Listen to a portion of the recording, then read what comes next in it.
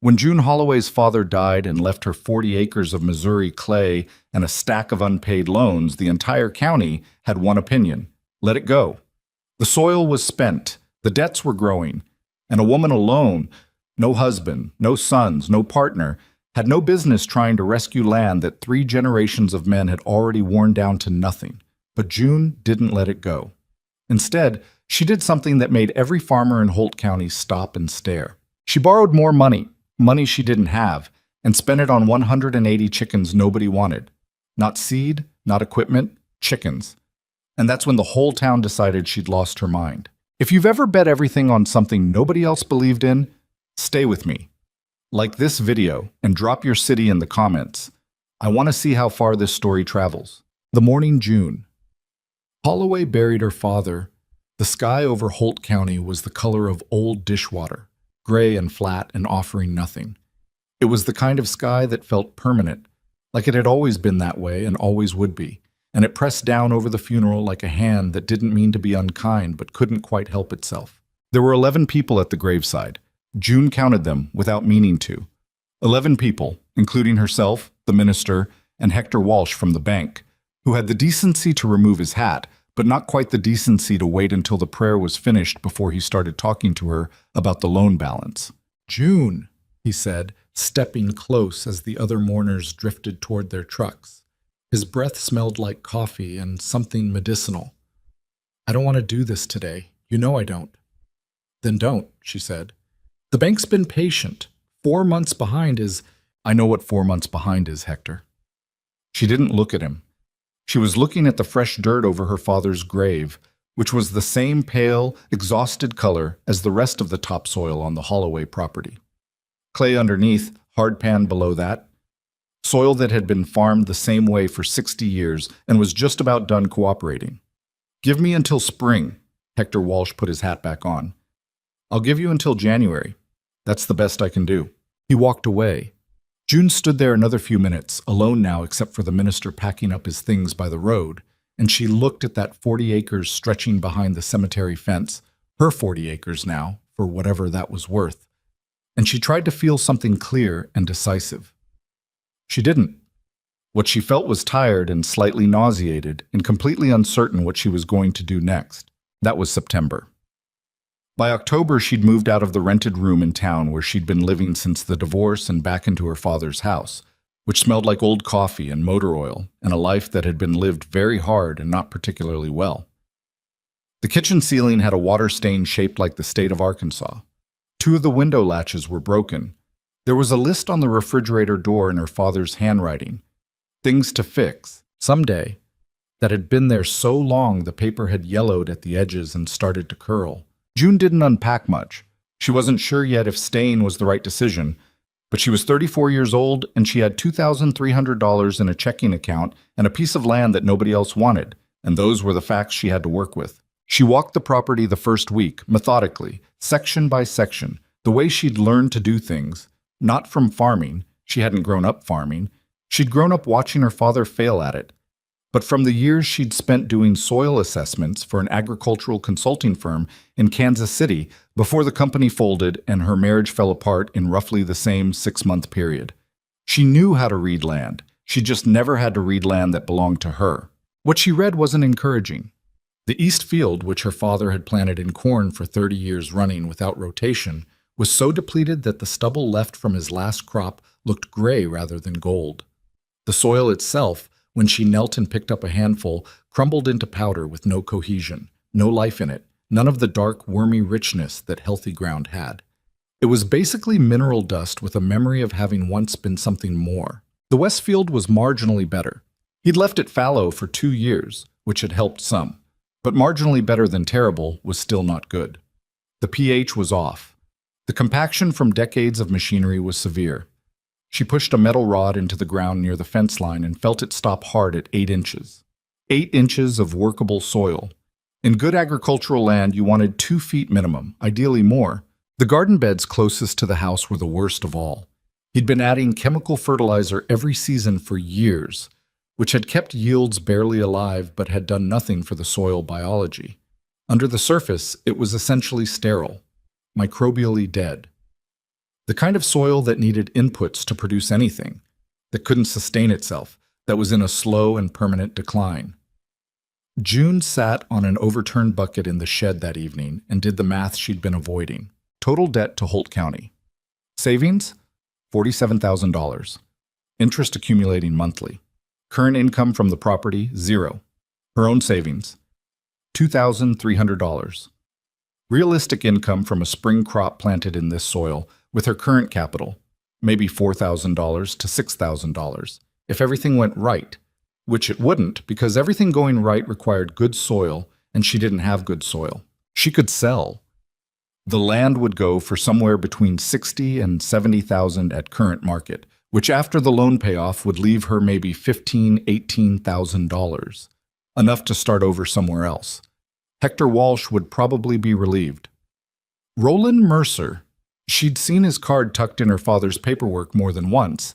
The man had apparently been circling this property for years. Would probably show up with an offer before the ink was dry. She could sell. That was the sensible thing. June looked at that yellowed list on the refrigerator door. Things to fix someday. And she thought about her father's hands, which had been rough and cracked from working ground that never quite worked back. And she thought about the fact that he'd spent his whole life on this land and died without fixing a single thing on that list.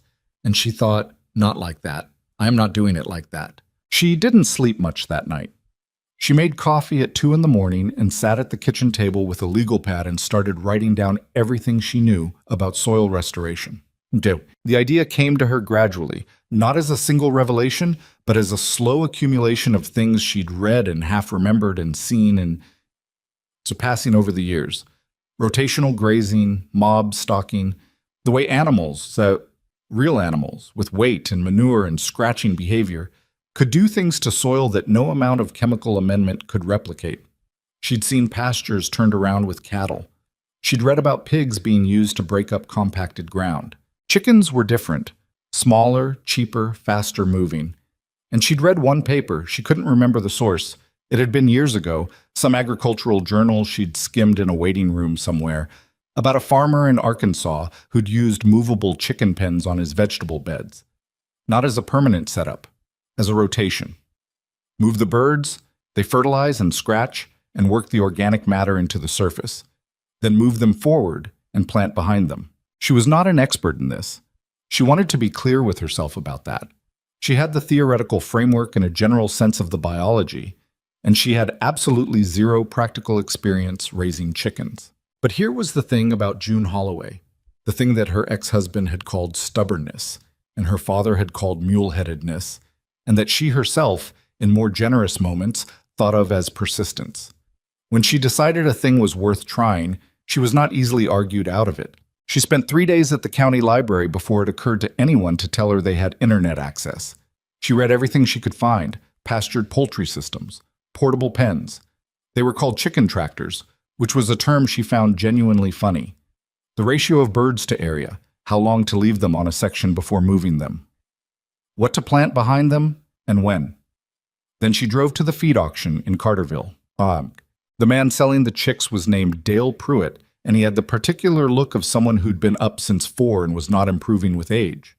The chicks were in wire crates, 2 weeks old, Rhode Island Reds mostly, and he was asking 8 cents apiece, dirt cheap because they were straight run, meaning unsexed, meaning a good percentage would be roosters, which most people didn't want. How many are you looking at? He said. 180, June said. He looked at her. You got a setup for 180 birds? I'm building one. What kind of operation? Pastured, rotational? He chewed on something invisible for a moment. How much land? 40 acres. He nodded slowly, like he was doing math.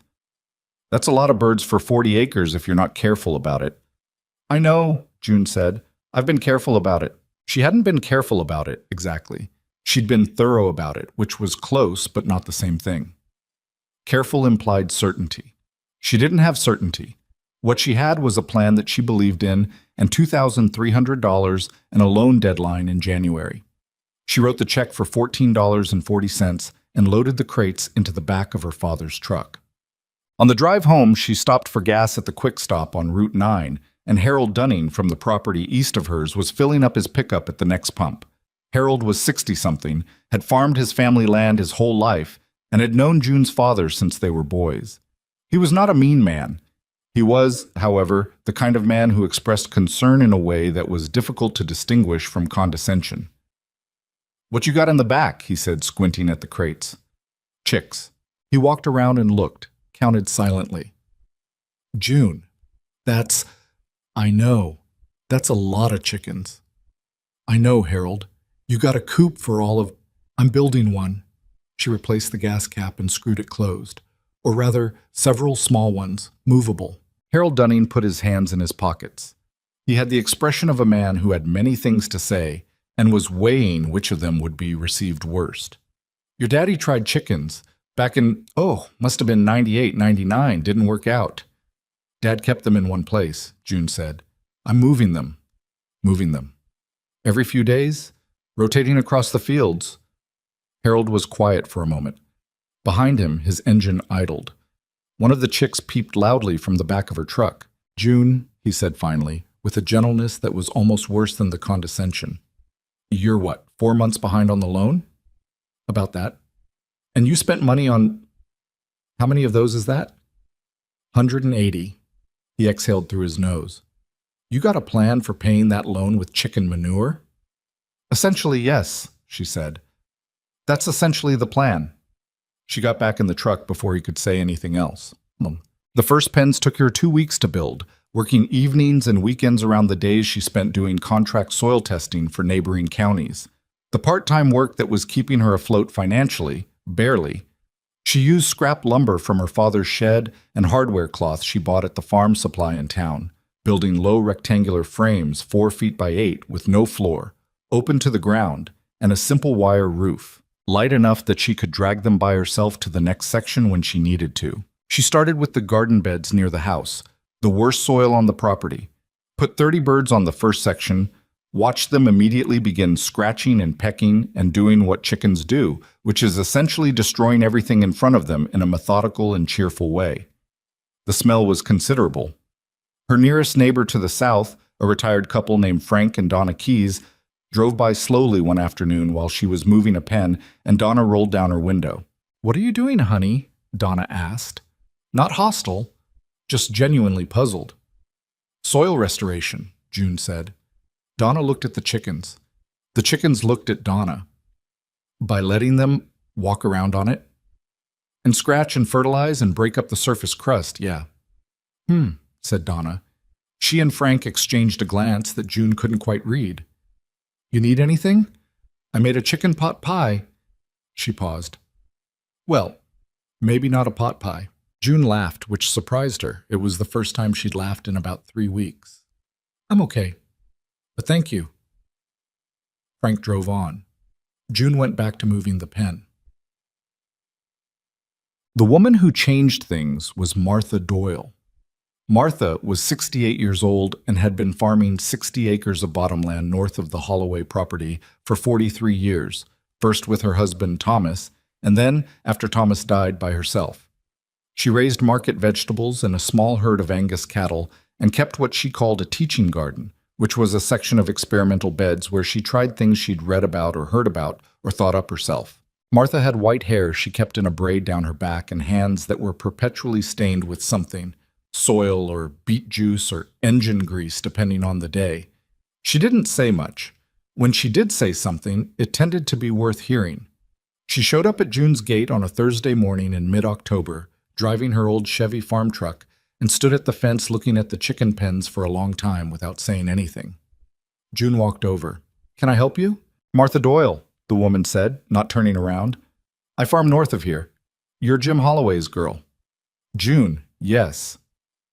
"What are you doing?" Martha asked, still looking at the pens. "Rotational grazing system, using the chickens to restore the soil biology and organic matter before I plant behind them." Martha nodded slowly. "How many days per section?" "I've been doing 4, moving them on the 4th morning." "Too long," Martha said. "You'll compact the surface if you leave them 4 days. 3 days, maximum. Maybe 2 if you're in a wet spell." June looked at her. "You've done this?" I've done a version of it. With ducks, mostly. Different biology, but similar principle. Martha finally turned around. She had sharp gray eyes that were doing an assessment of June with the same methodical patience June had applied to the soil. You got a record book? I've been keeping notes. Show me. June showed her. Martha read through the legal pad notes for several minutes, standing in the pale October sunlight, and she made a sound occasionally that was somewhere between approval and skepticism. Your nitrogen load calculations are off, she said. I know. I was working from a general formula, and I'm not sure it applies to this soil type. It doesn't. This is clay-heavy ground. The biology works slower. You'll need to plan for a longer recovery window before you plant on a given section. Martha handed back the legal pad. Come to my place Saturday morning. I'll show you my records from the duck rotation I did in 2019. Similar soil, similar problem. I'd appreciate that, June said. Martha nodded once and walked back to her truck. She opened the door, then paused. You're going to need more pens than that if you want to cover real ground before spring. I know, I'm building them as fast as I can. I've got lumber you can have, left over from a fence project. Martha got in the truck. 7 a.m. She drove away without waiting for an answer, which June took as the offer being settled. Welcome. The visits to Martha's farm became a weekly thing, and then something more than weekly, though neither of them named it as such. Martha had the kind of practical knowledge that didn't come from reading. It came from 4 decades of watching a specific piece of ground and paying close attention to what it told her. She knew about soil the way some people knew about music, intuitively, at a level below language, and she transmitted this knowledge in a way that was also below language, through demonstration, through questions, through the occasional sharp correction when June was about to do something wrong. Don't put the pens on that low section, Martha said one afternoon, standing at the edge of the west field. Water table's close there. You'll have mud problems, and the nitrogen will leach straight down instead of incorporating. How do you know the water table's close? Martha pointed at a patch of rushes along the fence line. Those don't grow where it's dry. She looked at June. Walk your land every morning. Look at what's growing where it shouldn't be.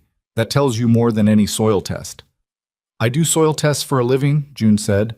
I know, and they're useful, but they tell you about a moment. The land tells you about a pattern. Martha paused. Do both. Don't rely on just one. The practical changes they made to the system in those first weeks were small but significant. Moving rotation intervals from 4 days to 2.5.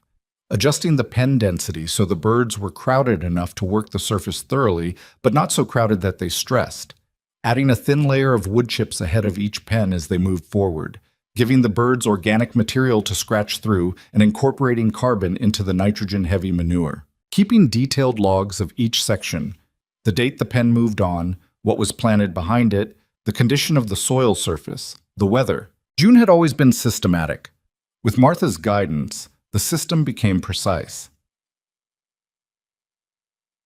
The first real sign that it was working came in early November, 6 weeks into the rotation on the garden beds. June was prepping a section for a winter cover crop. She was going to try a mix of winter rye and crimson clover, which would hold the soil through frost and fix nitrogen. And she dug a small test hole before planting, the way she always did, to check the soil condition. She pushed the probe in and felt the resistance change at a depth noticeably greater than 8 inches. She dug the hole by hand instead, and when she reached the boundary between the worked-over chicken section and the untouched ground adjacent to it, the difference was visible to the naked eye. On the chicken side, the soil was darker, not dramatically, not yet, but measurably, and looser, with visible crumbling and a slight earthy smell that the sterile clay had completely lacked. She found 3 earthworms in the first shovelful, which sounds like a small thing until you consider that she'd found 0 in the previous 2 months of sampling. She stood there in the November cold with dirt on her hands, looking at those 3 earthworms, and felt something ease in her chest that she hadn't realized was tight. It's working, not solved, not fixed, just working, moving in the right direction. The land was responding. She wrote it in the ledger that night. November 7th, Section 3, Bed 4. First earthworms observed. Soil darker, less compacted. Depth to hard pan increased approximately 2 inches over adjacent untreated section. Cover crop planted. The talk started in November. June had expected it. Holt County was not a large place, and there was not much new to talk about. And a woman alone putting 180 chickens on a failing farm in movable wire pens was genuinely unusual. What she hadn't quite anticipated was the speed at which the talk went from bemused to hostile. She was at the farm supply in town buying hardware cloth when she overheard it, not quite accidentally, because two men were talking at a volume that suggested they didn't mind being overheard. Holloway girl, yeah, running some kind of chicken operation on her daddy's place. I heard, like a circus or something. Earl Pruitt says she bought 180 birds from Dale at the auction, straight run. She's got roosters waking up half the county. What's the point of it, chicken manure? That's what she says, moving them around on the fields, like what do you call it? Sounds like she's stalling. Waiting to lose the bank loan is what it sounds like. June paid for her hardware cloth and left without turning around. She was not going to give them the satisfaction of seeing her face. But she thought about it on the drive home, and she knew that the talk was going to be a problem. Not because of her feelings. She had, over the years, developed a fairly thick skin about what people said, but because talk in a small county had practical consequences. It shaped how officials responded to complaints. It influenced whether the bank gave you patience or pressure. It determined sometimes whether a neighbor helped you or let you fail. She was already on the margin of several important relationships. She didn't need public opinion turning against her before she had anything to show. Roland Mercer she knew by reputation before she met him. He'd left his card with her father twice in the last 2 years before her father died. She'd found them in the desk drawer, both with handwritten notes on the back. Call me, Jim. Let's talk options. He was one of 4 or 5 land investors in the region who made a business of buying struggling farms, offering fairish prices to people who were desperate, people who had no other options, people who didn't want to hold on and couldn't afford the luxury of choice. It wasn't illegal. It wasn't even necessarily immoral. It was a business, and the business depended on people failing. She met him for the first time at a county extension office meeting in November, one of those quarterly informational sessions that June was attending because she'd heard there might be someone from the university agricultural program who could give her data on rotational grazing outcomes. Roland Mercer was in his late 50s, with the well-maintained look of a man who had money and cared about how money looked on him. Good boots, clean jacket. He had a way of standing slightly too close and asking questions that sounded like interest but felt like appraisal. "You're Jim Holloway's daughter," he said, materializing at her elbow during the coffee break. "June." "Yes, Roland Mercer." He shook her hand. His grip was firm, practiced. "I knew your father a little. Good man. Hard times on that property. We're working through it. I heard you've got a chicken operation going." He said chicken operation in the same tone you might say finger painting class. "Interesting approach." "It's a soil restoration system," June said. "The chickens are the mechanism, not the point." Right. He nodded as though she'd said something mildly interesting. "What's your timeline for the loan situation?" "January," she said, "and I'm not interested in selling if that's what you're working toward." He smiled, and there was nothing unpleasant about the smile except that it didn't change. "I'm just making conversation, June. We're all just neighbors out here." He paused. "But if things get difficult—" "I'll keep your card," she said, and walked away to find the university researcher. She found him, as it turned out, to be quite useful. His name was Dr. Vance Paulson, 40, slightly rumpled, with the distracted manner of someone whose mind was perpetually doing 3 things at once.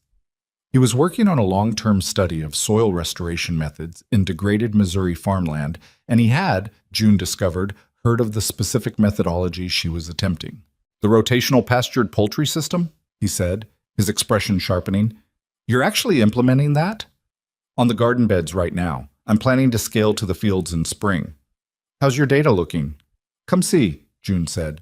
He came the following week. He spent 3 hours on her property, taking samples, taking notes, asking questions that were more specific and useful than any questions she'd been asked in months. He looked at her ledger and said, with a quiet enthusiasm that felt more genuine than anything, "This is very well documented." "I'm a soil scientist," June said. "Or I was." "You still are," Paulson said. "You're just applying it differently." He looked out at the beds where the chickens were working the current section, scratching and pecking in their purposeful, oblivious way. Can I come back? With sampling equipment? I'd like to run my own baseline measurements so we have independent data. Yes, June said. Absolutely, yes. She walked home that evening feeling, for the first time in months, like she wasn't entirely alone in what she was doing.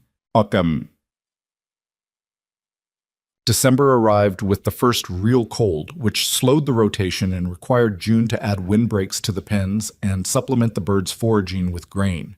She moved them more carefully now, watching the weather, adjusting the schedule based on ground temperature and moisture. 3 birds died in the first hard freeze. She'd known there would be losses and had planned for them. And she noted it in the ledger and moved on.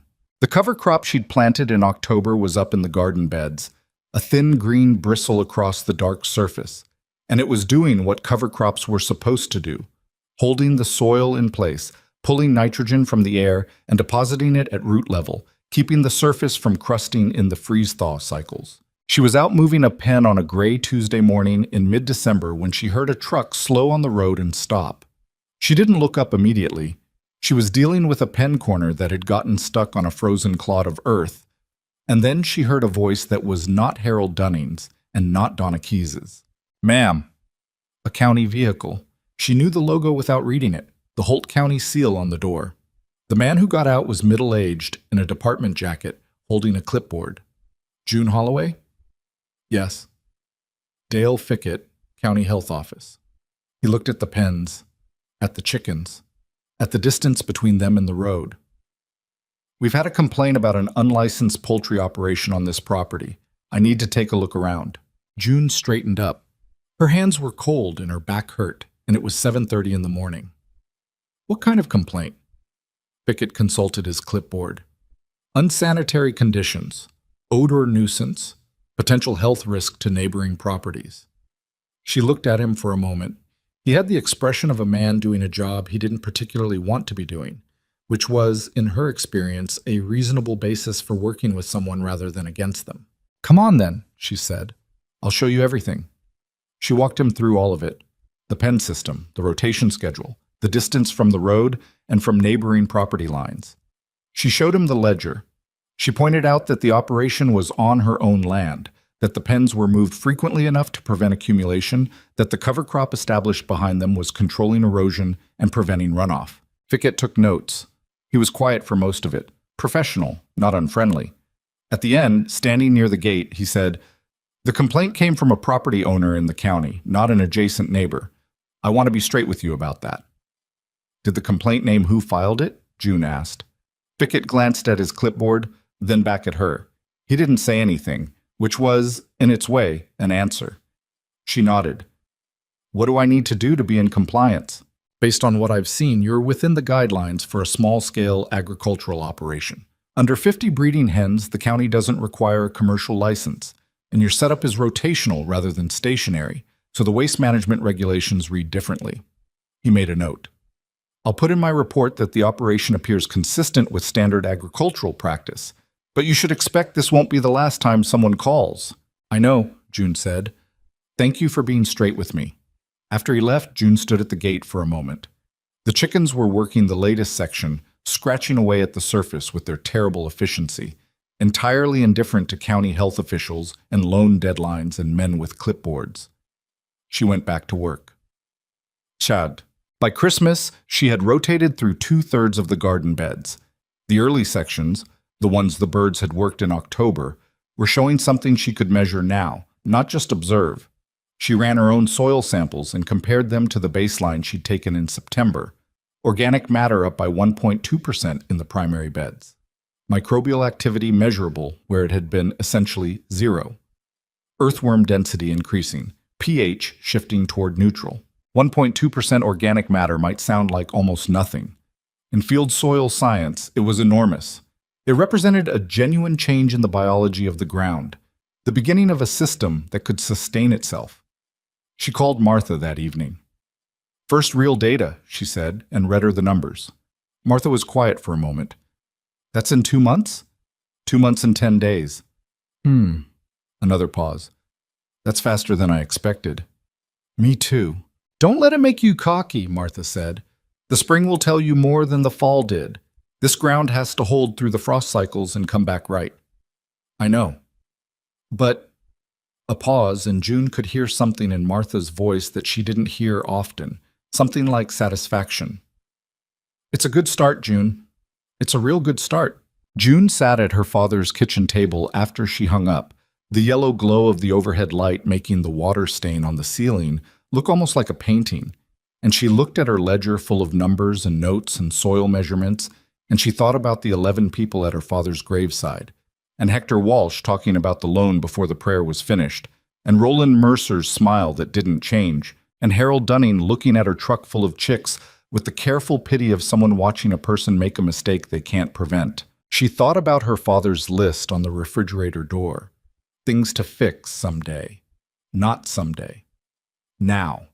One section at a time, one rotation at a time, the chickens working steadily forward through the exhausted ground, the cover crops coming up behind them, the earthworms returning to soil that had forgotten what they were. Outside, the Missouri winter settled down hard and silent over 40 acres of land that was slowly and contrary to every prediction beginning to wake up. The January deadline came and went, and June was still there. She'd driven to Holt County Savings on the 2nd of January with $3,800 in her account, money from 4 months of contract soil testing work, money she'd earned in the evenings after dark when the chickens were settled and the pens were moved and she had nothing left to do but sit at the kitchen table under the Arkansas-shaped water stain and work through soil sample data for counties that weren't her own. It wasn't enough to clear the balance. It wasn't close. But it was enough to show Hector Walsh that the account was moving in a direction, and that she was serious, and that walking away from this loan was going to cost the bank more in paperwork and legal fees than giving her another 90 days was going to cost them in patience. Hector had looked at her across his desk with the expression of a man doing internal calculations. 90 days, he said finally. April 1st.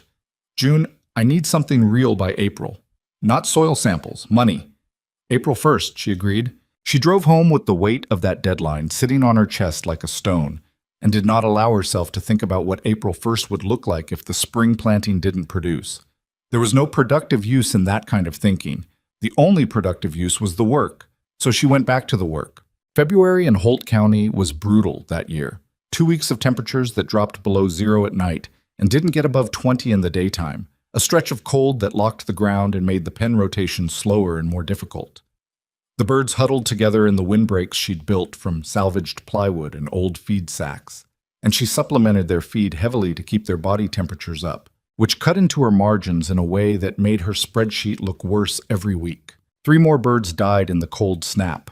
She noted it without ceremony and moved on. Martha called on a Tuesday morning during the worst of it. How are the pens holding up? 2 of the corner latches on pen 4 cracked in the freeze, June said. I wired them for now. I'll rebuild them when it warms. The birds? Mostly okay. Lost 3 more, down to 161. That's within normal for winter pastured, Martha said. You losing sleep over it? I'm losing sleep over the April deadline. A pause. Come for dinner Friday. I want to show you something.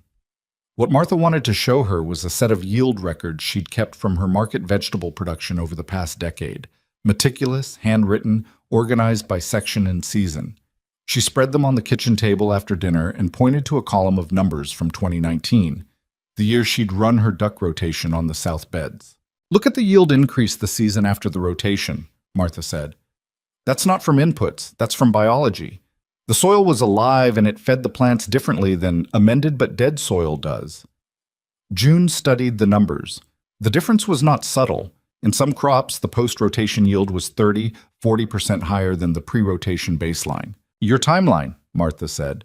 The spring planting behind your October-November chicken sections.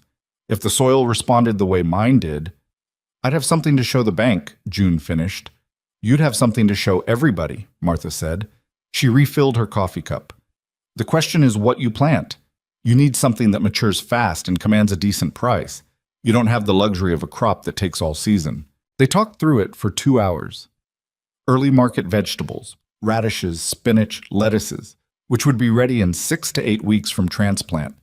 Peas, which fixed their own nitrogen and would do well in the biologically active soil. A section of sweet corn planted slightly later, which would take longer but would give her a summer yield that could bring real money at the county farmers market if the ears were good. "You'll need to get into the Carterville market," Martha said. "I've got a spot I'm not using this year. My knees aren't up to the loading and unloading. You can have it." June looked at her. "Martha, I can't take your market spot." "You're not taking it. I'm giving it," Martha said, with the particular finality that meant the subject was settled. "Don't be proud about it. Pride is a luxury for people who aren't 4 months behind on a bank loan." June laughed despite herself. It was the kind of laugh that came out slightly ragged, because it was carrying more than just amusement. "Thank you," she said. Martha waved it off. 7 in the morning, first Saturday in May. Don't be late. The good spots go to the people who set up before sunrise. Well, the thaw came in mid-March, tentative at first, and then decisive. The way Missouri springs always arrived. 1 week of mud and confusion, and then suddenly the ground was workable and everything had to happen at once. June was out before dawn on the first morning the soil gave under her boots without freezing, checking the sections the chickens had worked in October and November. She dug sample holes in each one, methodical, working down the row of beds, and what she found made her stop and stand very still for a moment in the early gray light. The soil in the earliest rotated sections was transformed in a way that 5 months ago she'd hoped for but hadn't quite let herself count on. Dark, loose, alive with the smell of active biology. That rich, complex earthiness that healthy soil had, and dead soil didn't. She pushed the depth probe in, and it sank to 14 inches before she hit resistance. 14 inches. In September, the same section had stopped at 8. She collected samples from 6 sections and drove them to the Extension Office lab that afternoon. She paid the rush fee without hesitating, which she normally wouldn't have done, but she needed the numbers and she needed them before she planted anything. The results came back Thursday. She read them at the kitchen table at 10 o'clock at night, under the overhead light, and she went through them twice before she let herself accept what they said. Organic matter in the October sections, up from 0.8% to 2.1%, nearly tripled. Microbial biomass, significant and measurable across all sampled sections, where it had been essentially zero in September. Earthworm density, estimated at 42 per square meter in the primary beds, compared to a baseline count in September of fewer than 5. Cation exchange capacity, the soil's ability to hold and make available plant nutrients, up by a factor that meant the ground could now support crops without continuous chemical supplementation. She set down the report and looked at the window, which showed her nothing because it was dark outside, just her own reflection in the glass. It worked. Not as a theory. Not as a possibility. As a documented, measurable, replicable fact. She called Martha. It was past 10, which she felt briefly guilty about, but Martha answered on the second ring. "The lab results came back," June said. "And?" She read her the numbers. Martha was quiet for a long moment. When she spoke, her voice was different, quieter, and something underneath the quiet that June recognized because she was feeling it herself. "June, that's not incremental, that's significant." "I know." 2.1% organic matter in 6 months. "Yeah. That would take 10 years with conventional amendments, maybe more." "I know," June said. Another silence. "You need to document this properly. Not just your ledger, independent documentation. Dr. Paulson, the university man, I'm calling him tomorrow." "Good." A pause. "Plant everything. Don't hold back sections for hedging. Put it all in." June looked at the results one more time. "I'm going to." She planted through the last 2 weeks of March and into April, working from before sunrise until her back wouldn't let her continue. And what she planted behind the chicken-worked sections came up differently than anything she'd planted in unrestored ground. She could see it within 2 weeks of germination. The seedlings in the restored beds were thicker-stemmed, darker green, growing with a density and vigor that the adjacent sections, planted at the same time with the same seed stock, simply didn't match. It wasn't magic. She knew exactly why it was happening. The biology was there. The nutrient cycling was functioning the way it was supposed to function in living soil. The plants were drawing on a reserve that hadn't existed 6 months ago. She knew the mechanism completely, but knowing the mechanism didn't make it any less extraordinary to stand at the edge of the bed in the morning light and watch it. Dr. Paulson came out on the first Wednesday of April with a graduate student and 2 crates of sampling equipment. He spent 4 hours on the property, going section by section, taking cores, measuring, photographing. June followed him and answered questions and showed him the ledger, which he photographed page by page. At the end, standing at the gate, he said, "I want to be careful not to overstate this before I've run the full analysis." He paused. "But June, this is unusual. The rate of restoration is... I've been studying degraded Missouri soil for 11 years, and I haven't seen this on a compressed timeline like this." "The chicken rotation," June said. "That's the variable." "That's the variable," he agreed. "I want to write this up. Would you consent to being part of a documented case study?" "Yes," June said. "Whatever you need." Paulson nodded. He was already thinking ahead. She could see it. The academic version of what she'd been feeling since the lab results came back. The sense that something worth paying attention to was happening here. "I'll have preliminary results back to you within 3 weeks." After he left, June went back into the fields to check the pea seedlings, which were up strongly in the earliest planted section, already reaching for the wire trellis she'd strung between salvaged fence posts. She ran her hand along a row of them and felt the quiet, irrational satisfaction of a thing growing the way it was supposed to grow. The talk in town had shifted by April. It was still talk, but the tone of it had changed in a way June noticed without anyone having to tell her about it directly. People who'd been politely skeptical were now something closer to curious. Harold Dunning had driven past her gate 3 times in 2 weeks, slowly, looking at the beds. He hadn't stopped, but the looking was different from the earlier looking. What hadn't changed, what was in fact sharpening, was Roland Mercer. She heard about it secondhand from Dale Fickett, of all people, who caught her at the quick stop in early April and said, with the careful neutrality of a man sharing information he thought she should have, "There's been some conversation at the county building about your operation. The health office, the agricultural extension office. Someone's been making calls." "Someone," June said. Fickett looked at his coffee cup. "I'm not in a position to say who, but I thought you should know it's not just coming from one direction. Whoever it is, they're working it from multiple angles." She thanked him and drove home, and that evening she called Martha and told her what Fickett had said.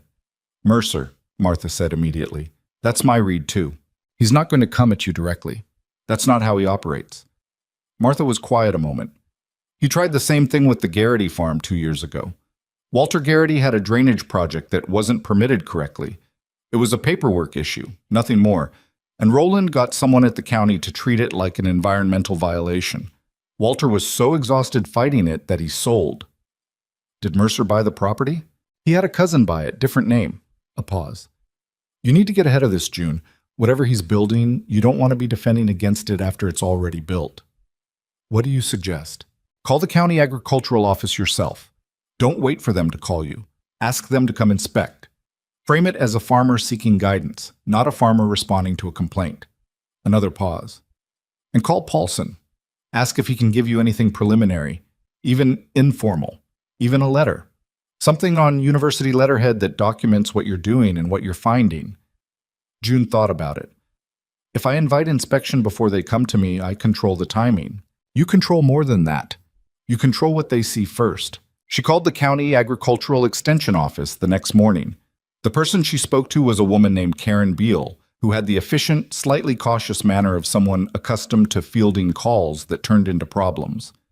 June introduced herself, explained that she was running a rotational pastured poultry system on her property, and said she'd like to have someone from the office come out and take a look.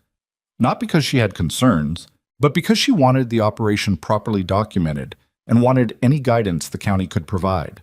There was a brief silence. Then Karen Beal said, in a slightly different tone, "You're the Holloway property on Route 9? "That's right. We've had some inquiries about that property recently." "I know," June said. "That's partly why I'm calling. I'd rather you come out and see what's actually here than have you responding to second-hand reports." Another pause. "I can have our field examiner out next week." "Wednesday?" "Wednesday's fine," June said. "Tell him to come early. I want him to see the full rotation." She spent the days before Wednesday preparing, which was not falsifying or staging. The system was what it was, and the documentation was what it was. But she went through the ledger and organized it by section and date, created a summary sheet with the lab results and Paulson's preliminary findings, and put together a clear diagram of the rotation layout that anyone could follow without background knowledge. Martha came over Tuesday evening and looked through it. "This is good," Martha said, flipping through the summary sheet. "Clear, professional. You look like you know what you're doing." "I do know what I'm doing." "I know. But looking like it and being it are both necessary when someone's trying to make you look reckless." Martha handed it back. "One more thing. When this man comes, don't be defensive. Don't explain yourself before he asks. Show him. Let him ask questions. Answer them straight. The minute you start justifying, you sound like someone who has something to justify." "I've done field inspections," June said. "I know how to handle them." "From the other side of the clipboard," Martha said. "This is different." It was, in fact, somewhat different. The county field examiner was a man named Bill Archer, in his early 60s, who arrived Wednesday morning in a county truck with the careful, deliberate manner of a man who had seen a lot of agricultural operations and was not easily impressed in either direction. He shook June's hand, looked at the property without saying much, and then said, "Show me the system." She showed him. All of it. The pen construction, the rotation schedule, the cover crop management, the detailed logs. She walked him through the sections at various stages of the cycle, from the freshly bird-worked beds to the established crops coming up behind the earliest rotations. She pointed out the earthworm density without making a performance of it. She handed him the soil test results and let him read them without commentary. Archer was quiet through most of it, making occasional notes on his clipboard. He dug his own sample holes in 3 sections and looked at the soil with the same evaluative attention June used. At the end, at the gate, he said, "How many birds did you start with?" 180, down to 161 now, between predation and the winter losses. "All on your own property?" "Everyone." "You're moving them, what, every 2 to 3 days?" 2 to 2.5 days, depending on weather and ground conditions. It's in the log." He looked at his notes. "Your nearest neighbor's property line. East fence is 60 yards from the nearest pen. I've kept them west and central to the property intentionally." Archer nodded slowly. He had the expression of someone making a decision. "Ms. Holloway," he said, "I'm going to be direct with you. This office received a formal complaint characterizing your operation as an unsanitary hazard and a potential threat to neighboring water sources. I'm here because that complaint came through official channels, and I'm required to respond to it." He paused. "Having seen the operation, I can tell you that characterization is not supported by what's on the ground. This is within agricultural use guidelines. The rotation system actually reduces the accumulation concerns that a stationary operation would present." June kept her face neutral. "What happens next?" "I file my report. My report will reflect what I observed." He looked at her for a moment. "I'd suggest you request a copy of the report under the county records policy. Having it in your own files is useful." "I'll do that," she said. "Thank you." He drove away and June stood at the gate and looked out at the fields, at the pea trellises and the lettuce coming up in dark green rows, and the chickens working the latest section with their oblivious industry. And she allowed herself about 30 seconds of pure, cold anger at the situation, at the waste of it, the time and energy spent defending something that was working, that was genuinely working, against someone who wanted her to fail for reasons that had nothing to do with agriculture or health or the county's well-being. 30 seconds. Then she went back to work. The Carterville Farmers Market on the first Saturday of May was colder than it should have been for early May, a gray morning with a wind that had teeth in it, and June was there before 5 setting up Martha's spot, which was at the corner of the main row, good position, with foot traffic from both directions. She'd brought what she had. Bags of spinach, bunches of radishes, 3 varieties of lettuce, a flat of pea shoots that she'd cut that morning, and a small hand-lettered sign that said, "Holloway Farm, Holt County, restored soil, chemical-free." She didn't know if anyone would care about the sign. It turned out some people cared quite a lot. A woman stopped at 8:30, holding a coffee cup, and looked at the sign, then at the produce, then at June. Restored soil. "What does that mean?" June told her. "The short version. The depleted land, the chicken rotation, the soil biology coming back." The woman listened with the particular attention of someone filing information away for later. Everything here grew in that soil? Yes. The woman bought 2 bags of spinach, a bunch of radishes, and the pea shoots. By 10 o'clock, June had sold out of spinach and was running low on lettuce. By noon, she had $340 in the cash box, which was more money from a single morning's work than she'd made in several weeks of contract testing. Martha appeared at noon, moving slowly with a cane that June hadn't seen her use before, and looked at the nearly empty table. "Good morning," Martha said. "Very good morning," June said. Martha picked up a remaining bunch of radishes and looked at it. The roots were dark red, the leaves still crisp and green, the kind of produce that showed in every visible way what the soil behind it had been. "They're beautiful," she said quietly. "The soil's doing it," June said. "Not me." "You did the soil," Martha said. She set the radishes down. "Don't give away your credit. That's another thing women do too much of." June looked at her and didn't say anything. Martha, who had apparently said what she'd come to say, turned around and made her way slowly back through the market crowd. It was the week after the farmer's market when Roland Mercer made his move. June found out through Karen Beale at the extension office, who called her on a Tuesday morning with a careful, formal tone that told June before she said anything that whatever was coming wasn't casual. "Ms. Holloway, I want to make you aware that a formal complaint has been filed through the county commission requesting an official agricultural review of your operation. The complaint cites public health concerns, potential groundwater contamination, and characterizes the system as an unlicensed commercial poultry enterprise." June sat very still. "Who filed the complaint?" I can't disclose that." "It's Roland Mercer," June said. Silence. "The complaint will require a formal response from the county agricultural office and potentially an independent inspection by the state," Beale said. "I'm informing you as a courtesy so you have time to prepare a response." "When?" "The county commission meets in 3 weeks. The review would need to be completed before then." 3 weeks. June looked at the calendar on the wall. "All right," she said. "I appreciate the call." She hung up and sat at the kitchen table for a long moment.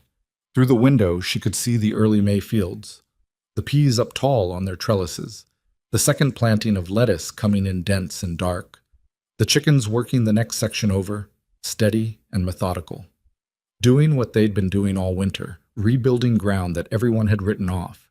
She picked up the phone and called Dr. Paulson. "The formal review," she said when he answered. "How soon can you have something on paper?" Paulson was quiet for a moment. She could hear him thinking. "What's the timeline?" 3 weeks. "I can have preliminary findings in writing within 10 days. They won't be peer-reviewed, but they'll be from the university, with my credentials attached, and the data is solid." "That's what I need." "June." A pause. "Whatever's driving this, the data is on your side. You know that." "I know," she said. "But data needs to be in the right hands at the right time, or it doesn't matter." She hung up and called Martha next, not to ask for advice this time, but to tell her what was happening, because Martha had earned the right to know. Martha listened without interrupting. When June finished, she said, What are you going to do?" "I'm going to make sure the county commission has every piece of documentation before Roland Mercer gets to frame the conversation," June said. "Soil tests, field examiner's report, Paulson's preliminary findings, my own ledger records. I'm going to bury them in evidence before the first meeting." Martha was quiet for a moment. "That's the right call." "I'm also going to ask to present at the commission meeting myself," June said. "Not through a lawyer. Me, in person." "Can you do that?" "It's a public meeting. Anyone can address the commission." She paused. "I'm not going to sit in the back and wait for someone else to tell them what's happening on my land." A longer pause from Martha. Then, No, I don't suppose you are."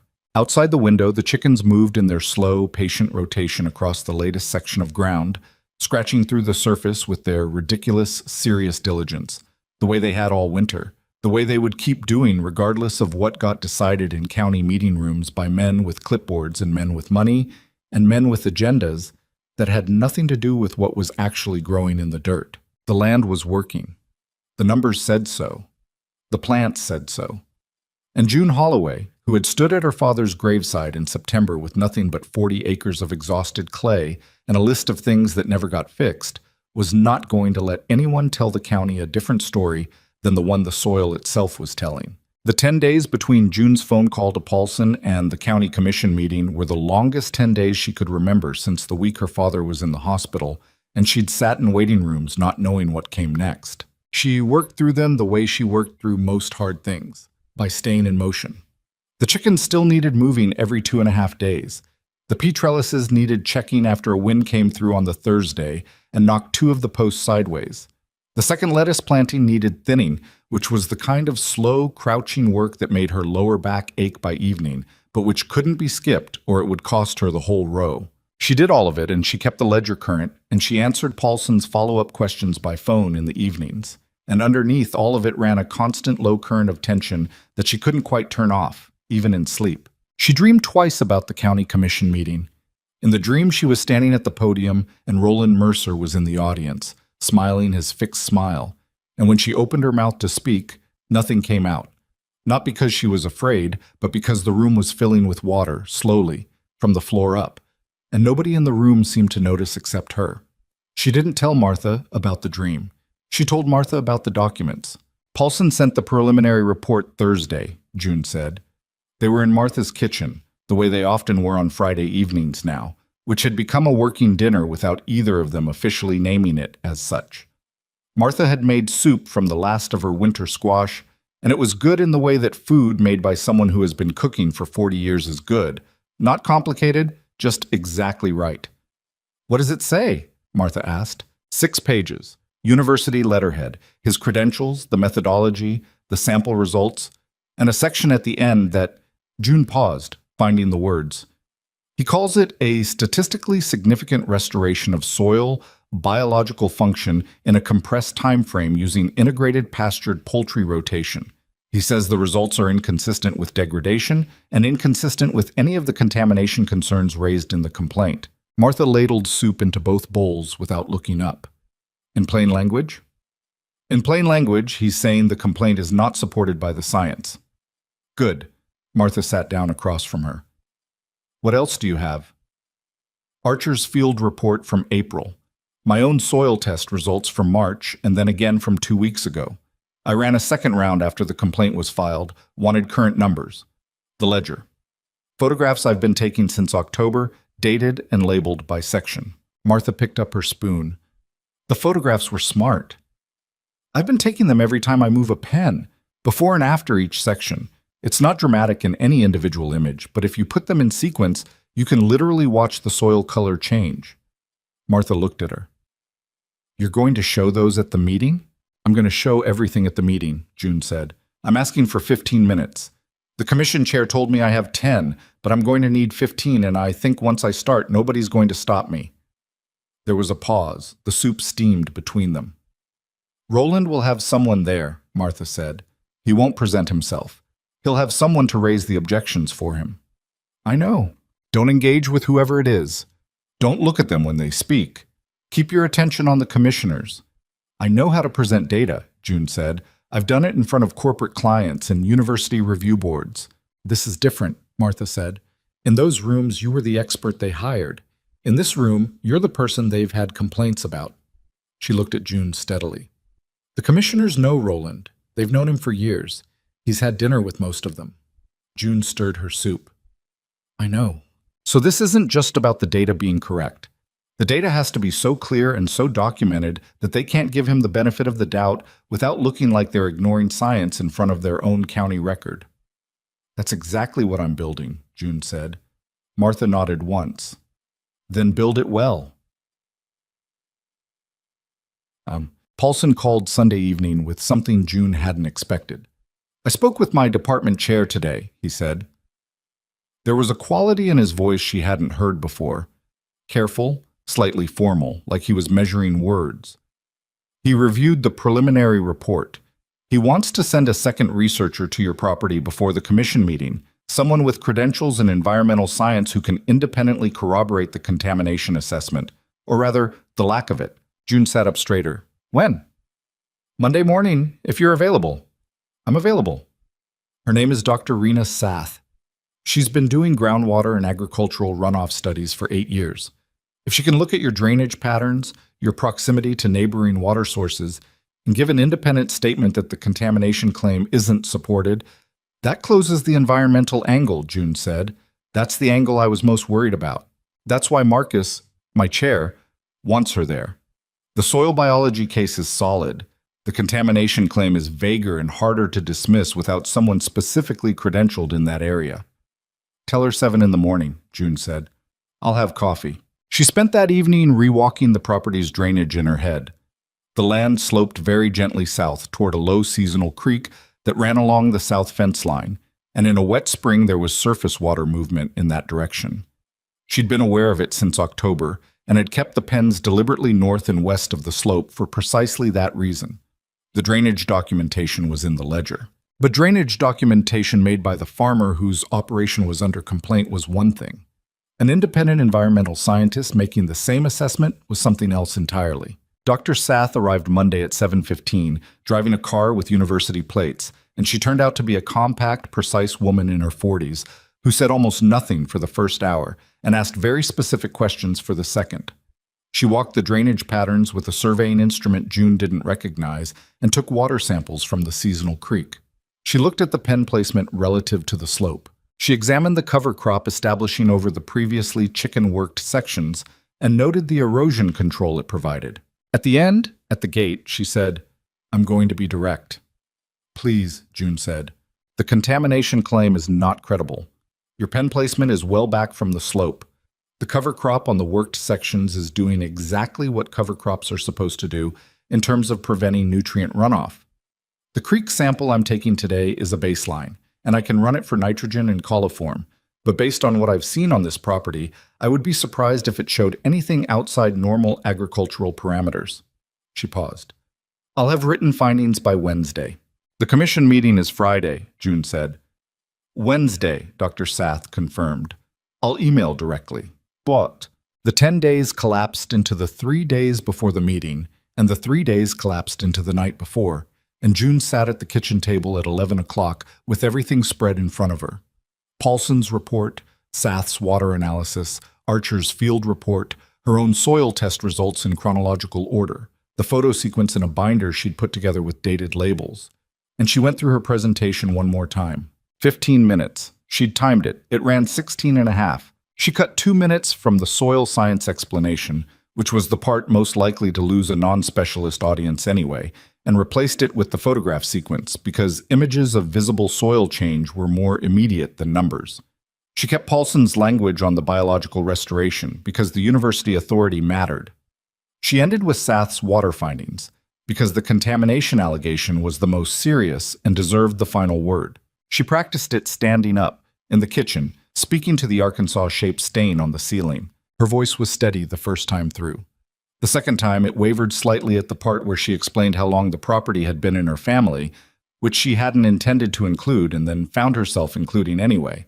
Her father's 60 years on this land, the debt he'd left, the list of things to fix that never got fixed. And she stood there for a moment with her notes in her hand, deciding whether to cut it or keep it. She kept it.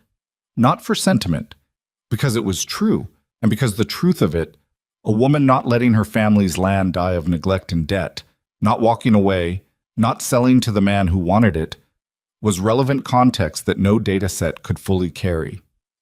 She went to bed at midnight and slept, to her own surprise, reasonably well. Teats. The Holt County Commission met in a building that served as the county record office, the commission chamber, and on alternate Thursdays, the public library overflow space. It was a low brick building with fluorescent lights and folding chairs and the faint institutional smell of old paper and floor wax. June arrived 20 minutes early, which meant she arrived before most of the commissioners. She sat up at the presentation table. Copies of the documentation package for each commissioner. She'd made 7 copies, 1 per commissioner plus 2 for the record. Her binder of photographs. Her notes. People filtered in. A few faces she recognized from the Carterville market. Harold Dunning, who surprised her by being there at all, came in with his wife and sat near the back. Karen Beal from the extension office took a chair along the wall rather than at the main table, which meant she was there as an observer, not a participant. Dr. Paulson had driven up from the university and was sitting in the second row, which June noticed and which meant something to her, though she didn't look at him more than once. Roland Mercer was not there.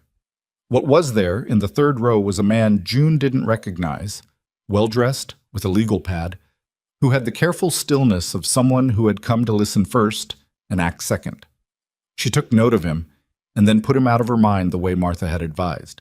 The commission chair, a woman named Sandra Cutler, called the meeting to order at 9 in the morning and went through 2 routine county items before getting to the complaint. She read the formal language of it, the allegations of unsanitary conditions, potential groundwater contamination, unlicensed commercial enterprise. In the brisk tone of someone reading aloud something they find administratively necessary but not personally convincing. "We have a presentation from the property owner," Sandra Cutler said. "Ms. Holloway, you have the floor." June stood up. She had given presentations before, to agricultural companies, to university extension programs, to clients who were skeptical and needed convincing. She knew the particular quality of attention in a room full of people who hadn't decided yet what they thought, and she knew how to work with it rather than against it. She started with the photographs, not the soil data, not the university reports, the photographs in sequence beginning with September, the pale, dusty clay of the East Garden beds, the crumbling surface with no cohesion, the test hole showing 8 inches to hard pan, and moving forward month by month, the chickens working the sections, the cover crops establishing, the spring beds coming up with that unmistakable density and color of plants growing in living soil. She didn't narrate it heavily. She let the images carry it. By the 3rd month sequence, she could feel the room's quality of attention change, the particular stillness of people who are looking at something they didn't expect to see.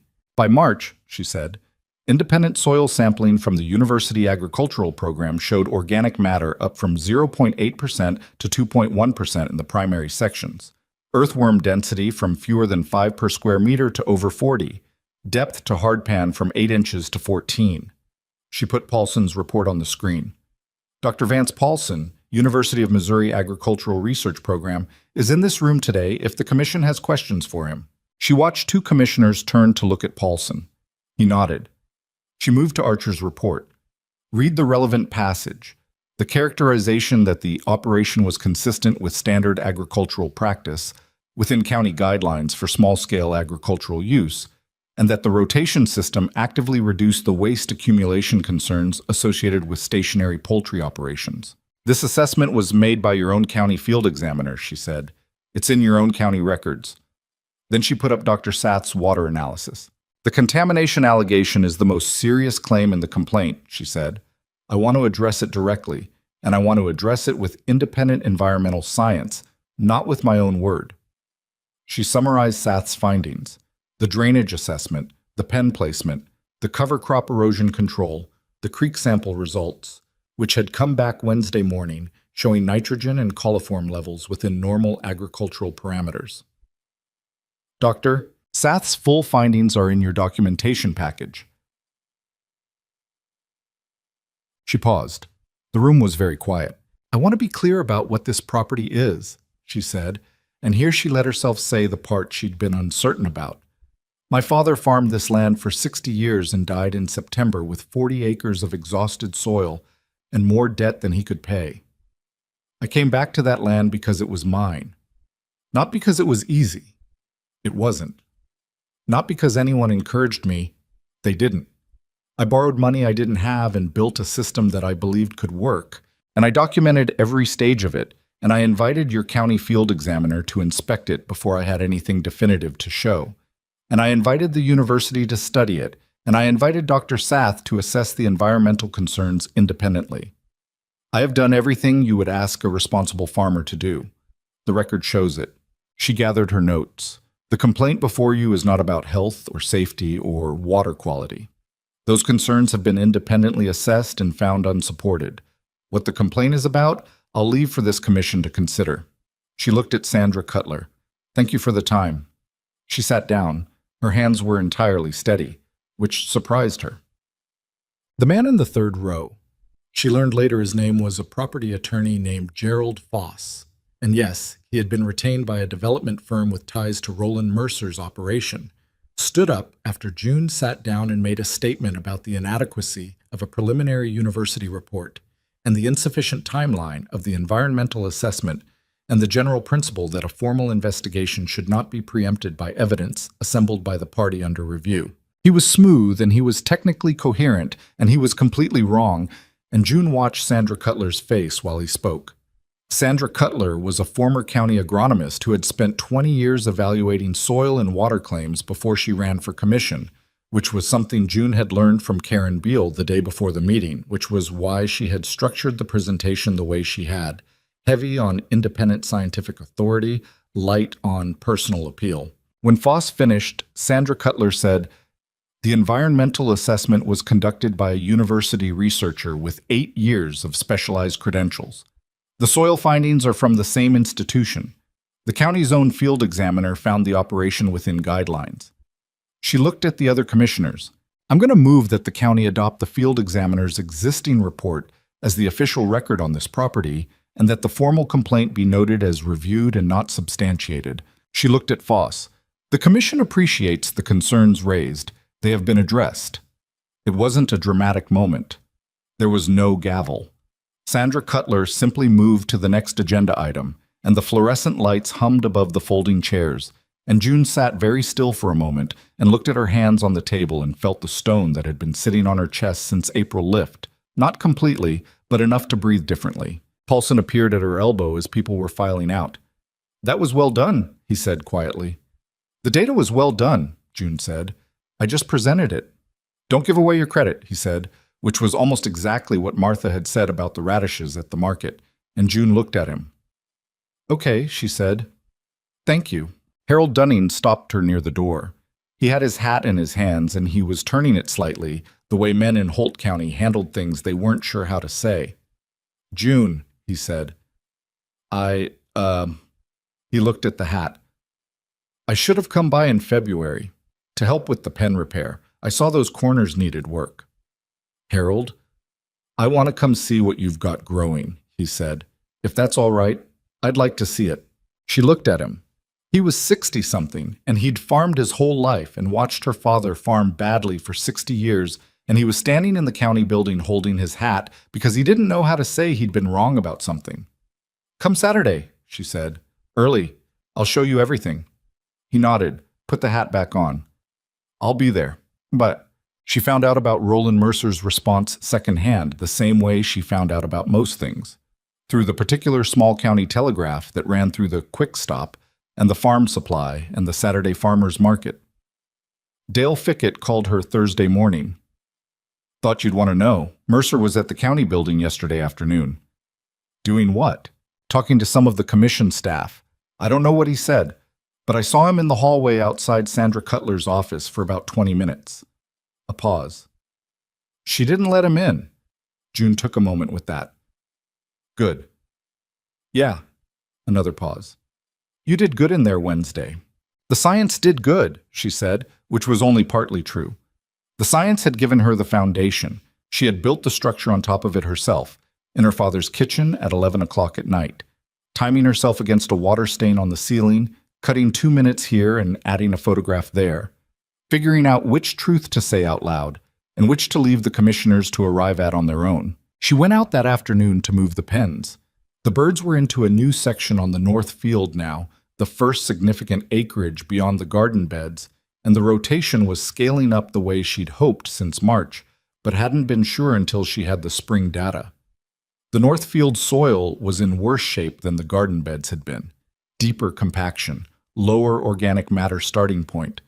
But the system was better now, too. The intervals refined, the density adjusted. Her reading of each section's condition sharper than it had been in October when she was still guessing at half of it. She dragged the pen forward on its skids and watched the birds move into the fresh section with the intensity they always brought to new ground, scratching and pecking with no awareness of county commission meetings or formal complaints or men with legal pads, entirely committed to the work of being chickens on ground that needed exactly what chickens could give it. June straightened up and looked north across the field. The peas on their trellises had reached the tops of the wires now, the pods beginning to swell. The lettuce in the south beds was ready to cut again. Her third harvest from those beds, which had produced more consistently and more densely than any lettuce she'd grown in unrestored soil. The cover crop she'd planted first in October had winter-killed and broken down into the surface, and was feeding the spring plantings now, invisible but present, the way most of what actually sustained things tended to be. She thought about her father's list on the refrigerator. She hadn't looked at it in a while. It was still there. She hadn't taken it down, hadn't moved it. Some things she kept not because they were useful, but because they were true. He hadn't fixed any of it, but he'd stayed all those years on ground that never quite worked back. And maybe there was something in that staying that she'd inherited along with the debt and the 40 acres of clay. Not the failing, the staying. Her phone buzzed in her pocket. Paulson. A text. Department chair wants to discuss a full research partnership on the property. Formal study, multi-season. Can you talk this week? She stood in the north field with the sun going sideways through the afternoon and read it twice. A full research partnership meant resources she didn't have. It meant independent documentation that no complaint and no county meeting could override. It meant that whatever she was building here, whatever the chickens and the cover crops and the 16 months of ledger entries were adding up to, would be part of a record that outlasted the immediate fight and became something else, something larger than one woman's 40 acres.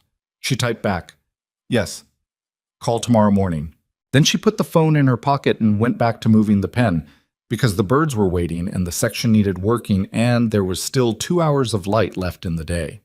The formal research partnership agreement arrived by email on a Tuesday morning in late May, 12 pages of university language that June read twice at the kitchen table before forwarding it to a lawyer in Carterville she'd used once before for a contract dispute. The lawyer called back the same afternoon. "It's straightforward," he said. "They're asking for access to the property for data collection over 3 growing seasons. You retain full ownership and operational control. They supply equipment, labor for sampling, and academic documentation. You get copies of everything they produce." Any publication rights issues? "They have first publication rights on the research findings. You're acknowledged as the originating farmer and retain the right to share your own operational data independently." A pause. "June, this is a good agreement. They want what you have. They're not trying to take it." She signed it that Friday and sent it back. What happened over the following 6 weeks was something she hadn't quite prepared herself for, which was the particular experience of having people with advanced degrees and expensive equipment arrive on your property and treat what you'd built with a seriousness that still, even now, caught her slightly off guard. Not because she doubted the work, she'd believed in it since the earthworms came back in November, but because there was a difference between knowing something was real and watching 4 researchers from 2 institutions move through your fields with soil cores and data loggers, documenting it as real. Paulson came every week. Dr. Sath returned twice more for water monitoring. A third researcher named Jeff Calloway, who specialized in agricultural economics, showed up in June and spent a day walking the property and reviewing her production records, asking questions about input costs and market returns that were more uncomfortable to answer honestly than the soil science questions, because the economics were still tight and she knew it. "Your input costs are high relative to your output value at this stage," Calloway said, not unkindly, sitting across from her at the kitchen table with a spreadsheet on his laptop. "But that's typical of a restoration phase. You're investing in soil capital that will pay out over multiple seasons." "I know," June said. "The question is whether I can stay solvent long enough to get to those seasons." "How's the loan situation?" She told him. April 1st had come and she'd made a payment, not the full balance, but enough combined with the spring market sales to keep Hector Walsh from calling the loan. The April market had been better than March. The May market had been better than April. She was not out of trouble, but she was moving. Calloway made a note. "Your market premium for the chemical-free restored soil claim, are buyers responding to that? Some of them, the woman who bought the first spinach in May, she's come back every Saturday. She brings people." June paused. "Word of mouth is working, but the county market is limited. I need either a larger market or a direct relationship with a restaurant or grocer." "I can put you in contact with someone," Calloway said. "There's a regional food buyer I work with who sources from small farms. She's been looking for Missouri producers who can document their growing practices." June looked at him. "You'd do that?" "You have the documentation," he said, as if it were obvious. "That's what she needs, a farm with a story it can prove."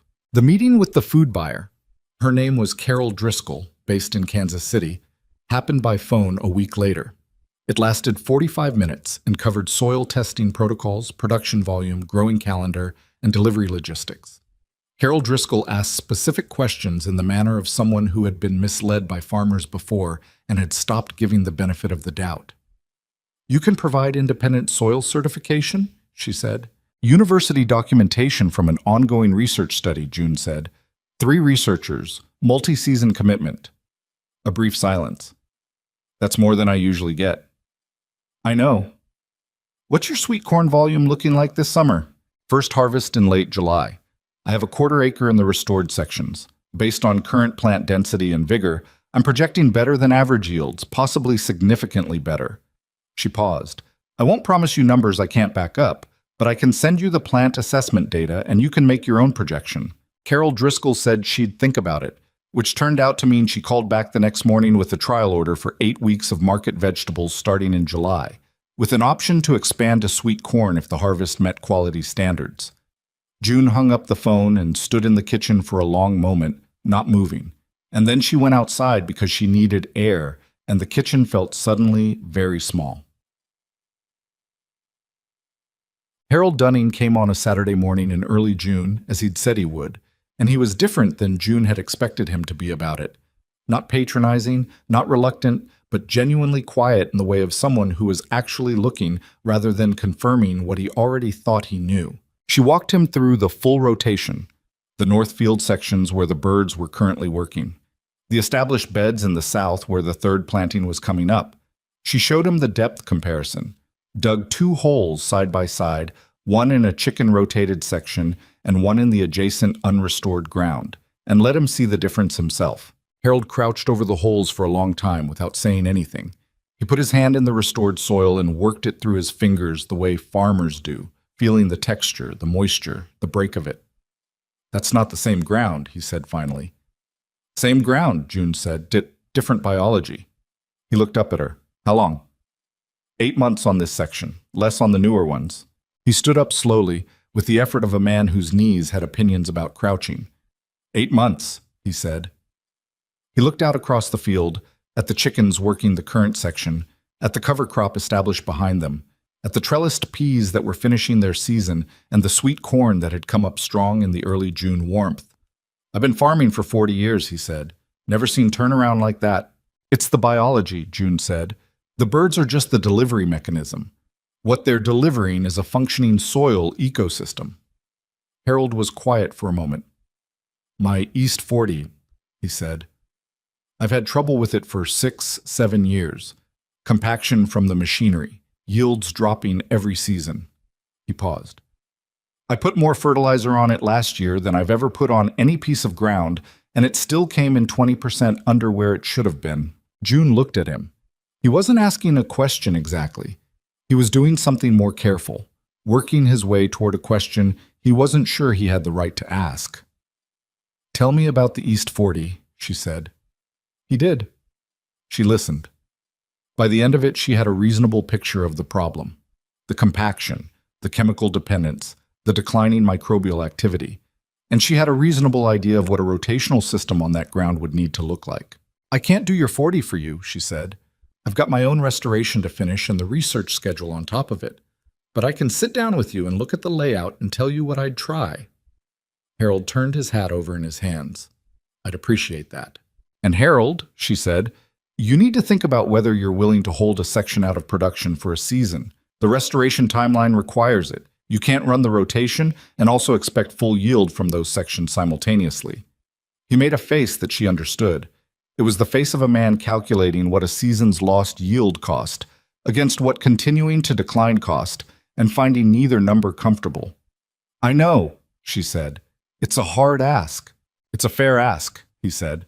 "I just need to sit with it." She made coffee, and they sat at her kitchen table for 2 hours with a map of his property and her ledger and a fresh legal pad, and she walked him through the system in the kind of practical detail that was different from how she'd explained it to Paulson or to the county commission.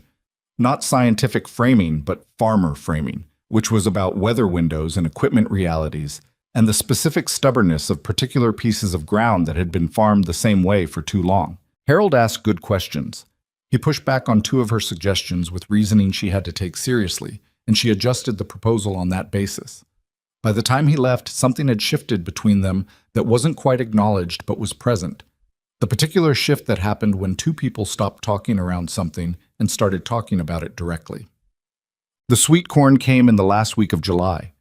June had known intellectually from the plant assessments she'd been running all season that it was going to be a strong harvest.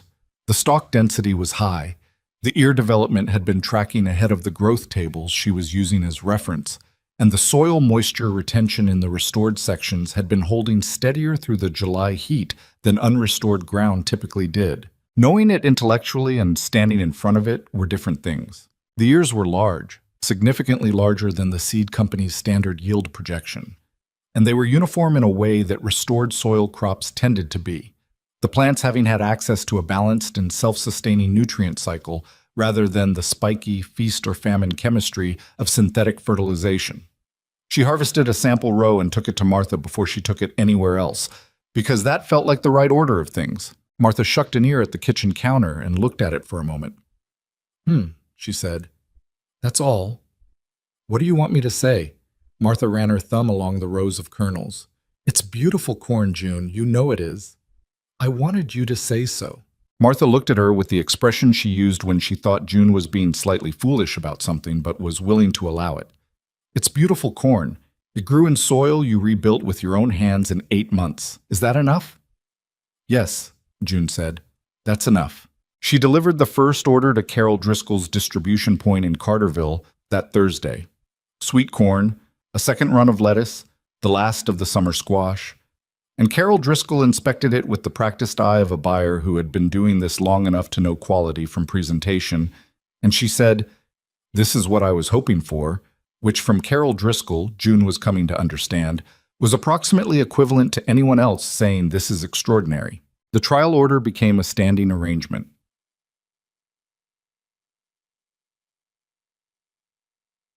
Roland Mercer called her in early August. She almost didn't answer. She was in the north field moving pens, and her phone was in her pocket, and she saw his name on the screen and had a brief, strong impulse to let it ring through to voicemail. Then she answered, because she was curious, and because she had learned over the past year that it was better to hear things directly than secondhand. "June," he said, "Roland Mercer. I hope I'm not catching you at a bad time. I'm in the field. What do you need, Roland?" A pause. Either he hadn't expected that directness, or he was calibrating his approach. "I've been hearing things about what you've got going on over there, the university study, the market arrangement. Word gets around." "It does." Another pause. "I want to be straight with you. I misjudged the situation. Early on, when you first started, I thought—" He stopped. She heard him exhale. "I thought you were stalling, running out the clock on the loan. That's how it looked from the outside." "I know how it looked," June said. "I was wrong about that." She waited. There was more coming. Roland Mercer didn't call people to apologize for being wrong. "I have 3 properties in this county," he said, "and 2 in the next county over. All of them acquired from farmers who were dealing with exactly what your father was dealing with. Soil that wouldn't produce, debt they couldn't service, no clear path forward. I bought those properties because I thought they were past saving." Another pause. "I'm not certain that's true anymore." June stopped walking. "What are you saying?" "I'm saying I'd like to come out and see what you've got. And I'm saying and I want to be clear, this is an offer, not a demand. I'm saying I'd be willing to renegotiate the terms on your father's loan, lower the interest rate, extend the timeline." She stood in the north field, the phone against her ear, the chickens working 20 yards ahead of her. "Why?" "Because I was wrong about what's possible on this land, and I'd like to act accordingly. It wasn't a full admission. It wasn't the complete truth of what he'd done. The complaints, the attorney at the county meeting, the pressure on Hector Walsh that she suspected but couldn't prove. It was a partial truth wrapped in practical interest, because Roland Mercer had seen the university study and the market arrangement and was now calculating that June Holloway's farm had more value productive than failed. She knew that. She weighed it against the practical reality that a lower interest rate and an extended timeline on the loan was something she needed, regardless of who was offering it. "You can come out next week," she said, "Tuesday afternoon, and you can bring farmers, Roland. If you have properties with depleted soil and people who are struggling with it, bring them here first before you make decisions about what's possible. A pause. You do that? I do that, she said, because better farms are better for everyone in this county, including you if you think about it long enough. He was quiet for a moment. Tuesday, he said. I'll call ahead. She put the phone in her pocket and went back to moving the pen, because the birds were waiting and the section needed working and the north field wasn't going to restore itself. Chet.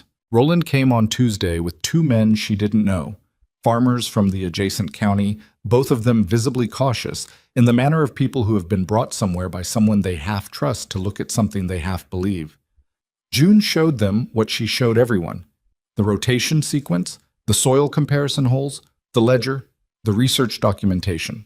She showed them the yield records from the market season and the sweet corn harvest data. One of the men, his name was Pete Garver, mid-50s, with the sunburned neck and careful hands of someone who had been working ground his whole life, crouched over the soil comparison holes the same way Harold had, and was quiet the same way Harold had been quiet. What kind of chickens? He said finally. Rhode Island Reds, mostly. Some mixed breeds. I started with straight-run birds because they were cheapest. And you built the pens yourself. With scrap lumber and hardware cloth. I can show you the construction. Pete Garver looked at his companion, a quieter man named Dennis, who had said very little and was clearly doing the kind of arithmetic in his head that June recognized. The arithmetic of a man measuring what he had against what he needed and finding the gap. What it cost you, Pete said. To start, $14.40 for the first birds, June said. The pen lumber was free. Hardware cloth was around $200. Everything else was labor. She paused. The real cost was time, and the willingness to hold sections out of production while you're restoring them. How long before you saw results you could sell? 7 months to the first farmer's market, 8 months to the first university-confirmed data. About 10 months before I was making enough from the restored sections to matter. Pete Garver turned his hat over in his hands, the same gesture Harold had made, and June wondered if it was something they taught in some unofficial school for Holt County farmers, the hat turning as a mechanism for processing information that was more hopeful than you'd let yourself expect. Roland had been standing back during all of this, saying almost nothing, which was different from how he'd been at the county extension meeting in November when he'd had opinions about everything. June noticed it. She wasn't sure what it meant exactly, but it was different. At the end, at the gate, Roland looked at her and said, "The interest rate. I was thinking we bring it down from 7 to 4 and extend the payoff period by 18 months. June had already decided to accept before she said, 4.5. And I want it in writing by Friday. He looked at her for a moment. 4.5. And the 18-month extension. Agreed, he said. He put his hand out. She shook it. His grip was the same as when she'd met him at the extension office meeting in November, practiced, firm. But something in the rest of him was different in a way she couldn't quite name. Not humbled, exactly. Roland Mercer was not a man who humbled easily, but adjusted, recalculated. Pete Garver shook her hand too before he got in Roland's truck, and he said, "I might call you, if that's all right." "Call me," June said. Paulson came out the third week of August for what he called the mid-season documentation review, which meant an afternoon of sampling and an evening of going through the cumulative data at the kitchen table. He had a graduate student with him named Lily, who was writing her thesis on integrated livestock crop systems, and who looked at June's ledger with the particular reverence of a young researcher encountering primary data that was cleaner and more complete than she had any right to expect. "You kept this from the very first day?" Lily said. "September 12th, June confirmed. First entry is the baseline soil sample from the East Garden beds." "The baseline numbers are—" Lily stopped herself. "I'm sorry. It's just that a lot of farmers who agree to research studies don't have pre-intervention data. They start recording when the researchers arrive. Your baseline gives us something to compare against that most studies don't have." "I ran soil tests before I started because I needed to know what I was working with," June said. "I didn't do it for the research." "I know. That's why it's valuable." Lily looked at the ledger. "Can I photograph the whole thing? All the way through?" "You can have a copy," June said. "I'll photocopy every page." Paulson looked up from his laptop. "June, The preliminary findings I presented at the spring conference, the response was significant. 2 researchers from the agricultural program at Iowa State reached out, one from Kansas. There's genuine interest in replicating the study on other degraded soil types in the region. June looked at him. How do you mean, replicating? Using your system as the model, not just studying what you've done here, adapting it to other farms with similar degradation profiles and running parallel studies. He paused. Your rotation protocol, your pen design, your interval calculations, it's a complete and documented methodology. Other researchers want to test whether it's generalizable. She sat with that for a moment. The particular weight of it. What had started in September as a desperate gamble, 1 woman, 180 unwanted chicks, 40 acres of worn-out clay, had become, in 11 months, a methodology. A thing other researchers wanted to replicate. A thing with the weight of institutional interest behind it. What do you need from me for that to happen? She said. A write-up of the protocol in plain language. Not academic, practical. Something a farmer can read and implement, with your measurements and your intervals and your adjustments for weather and soil type. He paused. Essentially, the ledger in narrative form. Your voice, not ours. June thought about her father's list on the refrigerator. Things to fix someday. She thought about the 11 people at the graveside. She thought about Dale Fickett's face in the quick-stop doorway, saying, I thought you should know. She thought about Martha saying, don't give away your credit. I'll write it, she said.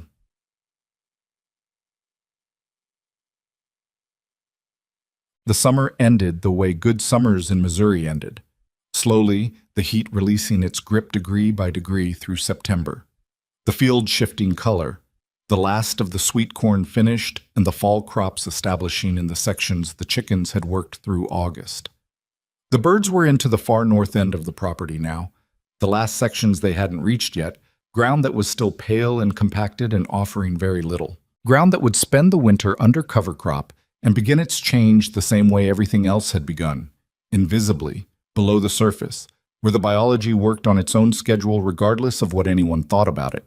Martha's cane was permanent now, not occasional, and she moved more slowly than she had in October when she'd shown up at the gate and told June her rotation intervals were too long. June had started driving to Martha's for their Friday dinners rather than the other way around, and she did the dishes after, which Martha accepted without comment, but also without objection, which was the closest Martha came to acknowledging that she needed something. One Friday evening in September after dinner, Martha said, How many people have come to look at the farm this summer? June thought about it. Harold, Pete Garver, and Dennis. They came back a second time on their own. The 2 university researchers. Roland with 3 different groups of people. Dale Fickett brought his nephew. A woman from the county soil conservation office. She paused. Maybe 20 people total. Martha nodded. More next year. Probably. You need to think about how you structure that. You can't just let people wander in and out and also run the operation and also do the research documentation. Martha turned her coffee cup. You need a day, a scheduled day each month where people can come and you show them everything at once. June looked at her. Like a field day. Like a field day. Farmers do them. Universities do them. You have something worth showing. Structure it so it doesn't eat your week every time someone calls. It was the kind of practical, unglamorous advice that Martha always gave. The kind that cut straight to what was actually needed rather than what sounded good. And June wrote it down on the legal pad she kept on the table and put a star next to it.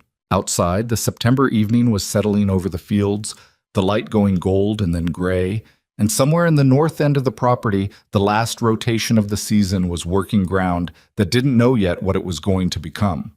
The same ground that had seemed past saving a year ago, that a reasonable person would have walked away from, that everyone had already written off in their heads before June had even had a chance to start. The farm was not finished, it was not perfect, and it was not without its remaining difficulties. The loan balance still existed, the North Field restoration would take another full season at minimum, and there were problems she hadn't solved yet, and probably problems she hadn't encountered yet. The work was not done because work like this was never entirely done. But the ground was alive, and the market was real, and the ledger was full, and the people who had laughed at the chicken circus in October were the same people who were calling in September to ask if they could come and look. That wasn't nothing. That was, in fact, almost everything. The first field day happened on a Saturday in early April, 14 months after June had loaded 180 chicks into the back of her father's truck and driven home on Route 9 with no certainty about anything except that she was going to try. She'd put a notice in the county agricultural newsletter and a handwritten flyer on the board at the farm supply in town. She'd expected maybe 15 people. 31 showed up. They came in trucks mostly, parking along the fence line in the way of people who were accustomed to improvising parking, and they stood at the gate in the early April chill with the particular posture of farmers at an unfamiliar property.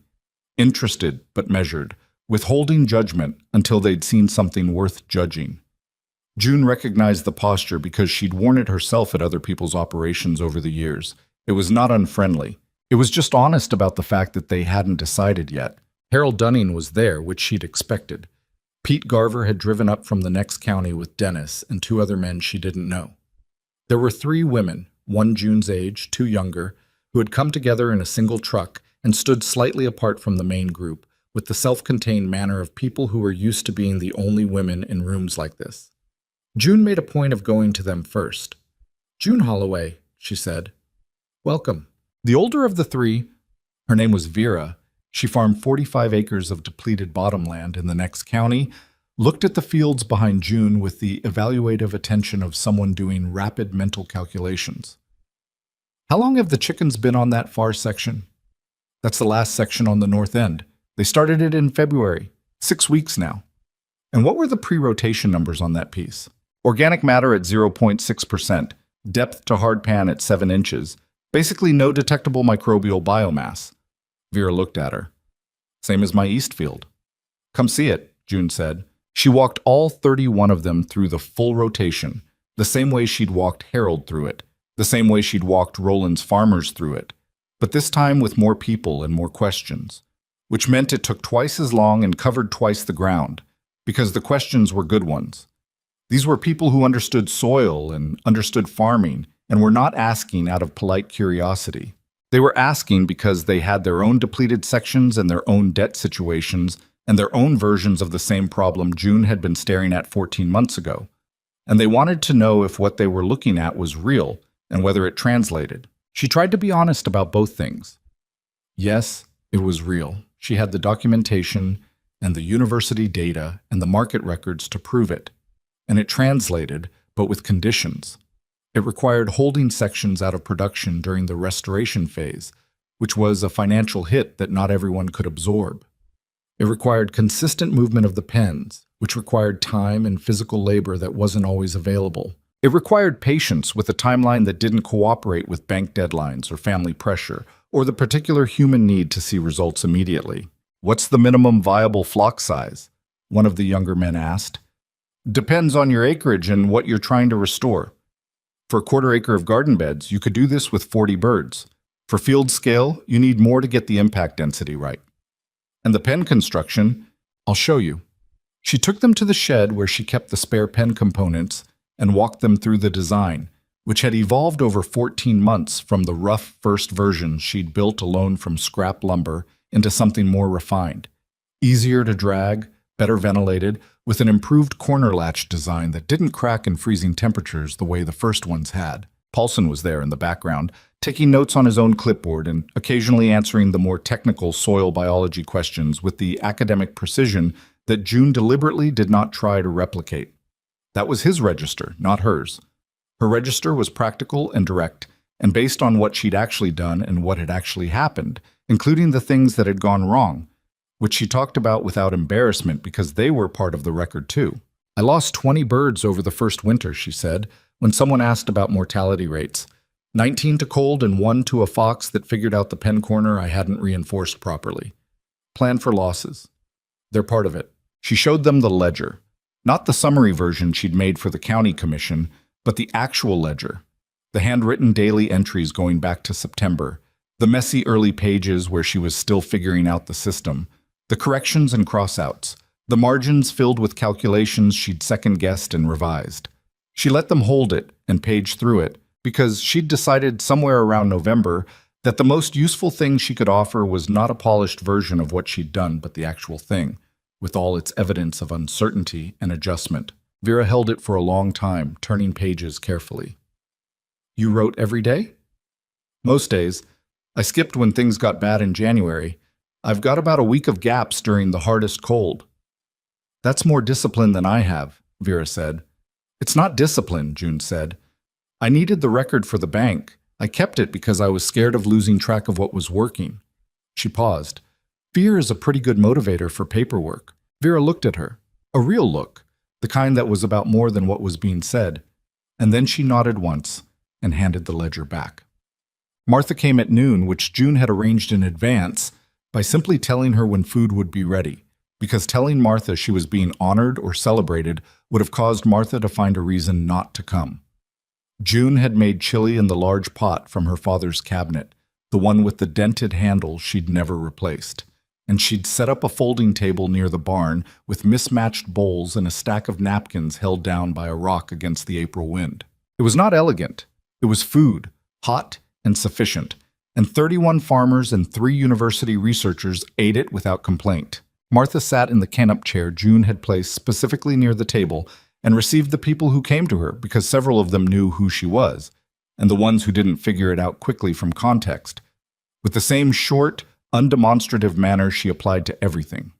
She didn't hold court. She just answered questions when people asked them, accurately and without wasted words, and let the answers be what they were. At one point, June overheard Martha telling Pete Garver, "Your interval's going to need to be shorter than hers because your clay content is higher, slower biological cycle. Don't copy her numbers directly. Adjust down." Pete Garver wrote something in a small notebook he'd brought. "How much shorter?" "Half a day, maybe. Watch the surface. If the ground's starting to compact under the birds, move them sooner. The ground tells you." June turned away before Martha noticed she'd been listening, because Martha would have found it annoying to be observed doing something kind. After everyone had gone, late in the afternoon, June walked the property alone. She did this sometimes, not for any practical purpose, not to check on the pens or assess a section, but just to walk it, the way she had in that first week in September when she'd been taking inventory of something that looked like failure. It didn't look like that now. The garden beds in the south were into their second full season of production, and the soil in the earliest restored sections had continued to develop past what she'd measured in March. The organic matter was approaching 3% in the primary beds. The earthworm density was high enough that she found them without looking for them, which was the kind of thing that sounds small and wasn't. The north field, where the restoration was newest and therefore least complete, was already showing the first real signs of change. Darker surface color, a visible improvement in water infiltration after rain, the early cover crop establishing with the particular vigor of plants that had soil biology working in their favor. The full 40 acres was not restored. She was clear-eyed about that. The north end needed another full rotation season. There were sections in the middle field where she'd had to compromise the interval due to weather, and they were behind where she wanted them. The property was a work in progress, as it had been and would continue to be, because that was the nature of land. It was never finished, never fully solved, always asking the next question. But the direction was unmistakable. And the direction, she had learned over 14 months of keeping a ledger and reading the soil every week, was the only thing you could reliably control. Not the destination, just which way you were moving. She stopped near the far fence line, where the land ran closest to the seasonal creek, and stood looking back across the whole of it, the trellised beds, the established fields, the chicken pens working the far sections, the barn her father had built in the 1980s and never quite finished repairing, the house with the broken window latches, 2 of which she'd finally fixed in January, and 2 of which still needed doing. The refrigerator list was still there. She'd taken it down once in February, intending to throw it out. She'd put it back the same evening, not because she owed her father sentiment. He'd been difficult in life and not particularly easy in memory, but because the list was honest, and honesty about what hadn't been done seemed more useful than the fiction of a clean slate. She had fixed 3 things on the list. She was going to fix the remaining window latches before winter. The rest she would get to on a schedule that depended on whether the market season continued to build and whether the loan renegotiation with Roland held through the second year. These were not certainties. She did not operate in certainties. What she operated in was evidence and adjustment, and the willingness to move the pen when the ground said it was time. The loan was paid in full on a Thursday morning in February, 16 months after June had walked into Holt County Savings and told Hector Walsh she needed until spring. It wasn't a dramatic moment. She drove to the bank, handed over a check drawn on the farm account which had not existed 14 months ago, and Hector Walsh processed it with the slightly stunned manner of a man who had not actually expected this outcome. "Well," he said, looking at the check and then at her. "Well, June." "Is there paperwork?" she said. There was paperwork. She signed it. She took her copy. She drove home. She sat in the truck in the driveway for about 5 minutes, looking at the barn. The chickens were audible from the far field, that low, constant sound they made while working, not quite a cluck, more of a sustained murmur. And the February light was the same flat gray it had been at her father's funeral, except that it fell now on ground that was not the same ground it had been then. And that difference, invisible from any distance, was everything. She got out of the truck and went back to work. Paulson's first published paper on the rotational pastured poultry study came out in a regional agricultural journal in March. June was listed as a co-author, which he had insisted on and which she had argued about and then accepted, because Martha had told her to stop arguing about it, and she generally found that stopping an argument when Martha told her to saved everyone time. The paper documented the soil restoration outcomes over 16 months, the methodology in full technical detail, and, in the section that Paulson said generated the most interest from other researchers, the economic model, what the system cost, what it produced, and what the timeline looked like between investment and return. It was honest about the hard parts. It was also honest about the results. She read it the evening the print copy arrived, sitting at the kitchen table, and she got about halfway through before she had to stop and make coffee because she needed a minute. Not because it was emotional, exactly. More because it was strange to see the things she had lived. The earthworms in November, the county commission meeting, the morning she'd dug 2 holes in the north field and seen the difference with her own eyes, rendered in precise academic language, measured and cited and structured into an argument that other people could evaluate and build on. Strange, and also right. That was the whole point of documentation. You kept the record so that the thing you learned didn't die with the season. You kept it so that someone else, somewhere else, with their own 40 acres of depleted clay and their own stack of unpaid debt, could find it and know that the ground could come back if you gave it the right question to answer. Vera called the day after the paper came out. She'd gotten a copy through the extension network. "I started the rotation on the east field," Vera said, 6 weeks ago. "How's it looking?" Slower than I expected." "Higher clay content," June said. "Martha told Pete to cut his intervals shorter. Did you adjust?" A pause. "I was using your numbers." "Don't. Your ground is different from mine. Watch the surface compaction and cut the interval when you see it starting. Probably go to 2 days instead of 2.5. "Okay." Another pause. "The bank gave me 90 days. Same situation you were in." June was quiet for a moment. She knew exactly what 90 days felt like from the inside. The specific weight of a deadline that was neither close enough to create urgency nor far enough to create comfort. "The first thing you'll see is earthworms," she said. "Might be 6 weeks, might be 8. When you find the first ones, write it down and call me. It matters." "Matters how?" "Matters because it tells you the biology is moving. After that, everything else is just patience and interval management." She paused. "You're going to be okay, Vera." A longer pause. "You don't know that." "No," June said. "I don't. But I know the ground can come back if you give it what it needs in enough time. That's not a guarantee. It's just what I've seen." Vera didn't say anything for a moment. June could hear the particular silence of someone sitting with information they wanted to believe and weren't sure yet if they could afford to. "All right," Vera said finally. 2 days. 2 days. And write everything down. Hush. The second field day in June drew 47 people, which meant June had to borrow Martha's long folding table and Harold Dunning's extra camp chairs and the coffee percolator from the Keys household, because Donna Keys had offered it, and June had, after a brief internal debate, said yes. She was getting better at saying yes to help. It did not come naturally.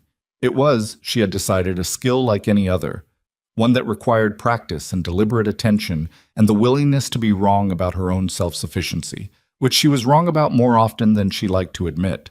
Lily, Paulson's graduate student, came to the second field day and presented the preliminary findings from the parallel study she was beginning on Pete Garver's East Field. Same methodology, different soil type, different county, different history. It was the beginning of the replication data that would eventually determine whether what June had done on her 40 acres was specific to her specific ground or was something that could be generalized, something that could travel. June listened to Lily's presentation from the back of the group, which was a different vantage point than she usually occupied, and she thought about what it meant to have started something that was now larger than the place it started. Not because she'd intended it that way. She'd intended to save her father's land and pay off a bank loan, and those had been sufficient goals for September. But because the thing that worked on 40 acres of Missouri clay turned out to be the same thing that worked on the ground in principle, and principle, unlike 40 acres, had no fence line. Afterward, walking back through the fields as the last of the visitors drove away, she found herself next to Harold Dunning, who had come to both field days and had driven away both times with the look of a man adding up a long column of numbers. "My East 40, he said. "I'm going to try it." June looked at him. "What changed your mind?" Harold was quiet for a moment, watching the chickens work the far section. Steady, oblivious, methodical. "I watched the ground change," he said. "Over here, across the fence, all winter and into the spring. I watched it. And I kept thinking, my family has farmed that East 40 for 60 years. My grandfather, my father, me." He paused. "And we've been doing the same thing that whole time, the same thing that's been slowly killing it." He turned his hat over. The old gesture. "You can't keep asking the same question and expect a different answer," he said. It came out slightly uncertain, like he wasn't sure he'd phrased it right. June thought about the ledger entry she'd written on that first November morning when she'd found the earthworms. It's working. 2 words. The understatement of 16 months of work. "No," she said. "You can't." "What do I need to start?" 100 birds minimum for that acreage. Movable pens. I'll show you the construction again.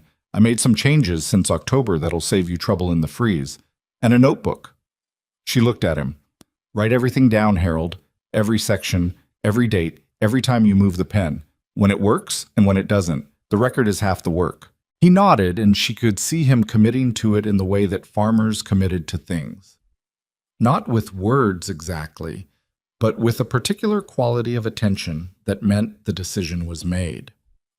That evening, after Harold had gone and Martha had gone, and the folding tables were stacked against the barn wall and the coffee percolator was back in Donna Keyes's car, June walked the property one more time in the long June light. She thought about a thing Martha had said to her once. In November of the first year, when June had called with the earthworm data, Martha had said, "It's a good start, June. It's a real good start. Not more than that." Martha never gave more than that. But at the time, in that kitchen at 10 o'clock at night, it had been exactly enough. She stopped near the south beds, the ones the chickens had worked first, all the way back in October 14 months ago. The soil there was the oldest restored ground on the property now, and it showed. Not dramatically, not in any way a stranger would notice walking past on the road, but undeniably in the way the plants sat in it, the way the surface held moisture, the way a handful of it broke apart in your palm with that living, complex texture that dead soil couldn't fake. 3% organic matter, 40-plus earthworms per square meter, 14 inches to hard pan. It had taken 60 years to exhaust this ground. It had taken 16 months to begin bringing it back. That was not an advertisement for the system. It was a fact about both the damage that accumulates slowly and the restoration that, given the right conditions, moved faster than anyone expected. She thought about her father. Not sentimentally, she'd made her peace with who he'd been and who he hadn't been, and that peace was of the practical variety, the kind that allowed you to acknowledge a thing fully without being destroyed by it. He'd stayed on this land his whole life and hadn't known how to save it. He'd handed it to her in the worst shape it had ever been, with a list of things he'd meant to fix, and she had fixed some of them and was fixing others. She'd asked the land a different question than he had, and the land had answered. That was what she would write in the protocol document she was preparing for Paulson's department, the practical guide for other farmers, in plain language, with her measurements and her intervals and her mistakes included. She'd write the soil science correctly and the economics honestly and the timeline without softening the hard parts. But somewhere in it, probably near the beginning, she was going to write something that wasn't in any academic paper and wasn't in the ledger. That the ground is not your enemy. That land which looks finished is usually just waiting. That the question you ask of the soil determines what the soil can give you. And if the answer has always been the same poor answer, it might be time to ask something different. Not because that was easy, not because different questions didn't cost something. They cost time and money and the willingness to look foolish in front of people who were not going to give you the benefit of the doubt. They cost the particular vulnerability of trying something visible and uncertain in a county where everyone was watching and most of them were waiting for you to fail. But the alternative was the list on the refrigerator. The alternative was someday, and June Holloway's experience was just a polite word for never. She walked back to the house in the last of the evening light, past the barn with its unfinished repairs, and past the beds where the spring planting was up strong, and past the section where the chickens were already settled for the night. And she went inside and made coffee and sat at the kitchen table and opened the ledger to a new page. At the top, she wrote the date. Below it, she wrote second season, full property and active rotation for the first time. Field day, 47 people. Harold Dunning committed to East 40. Northfield organic matter trending toward 2.0%. Vera's Eastfield, week 6, awaiting first earthworm report. She looked at what she'd written. Then she added one more line. The ground is working. Keep going. She closed the ledger and finished her coffee. And outside, the Missouri evening went fully dark over 40 acres of land that had come back from the edge of nothing. Not because it had been easy, and not because anyone had believed it would happen, but because someone had stayed and asked the right question and been patient enough to listen to the answer.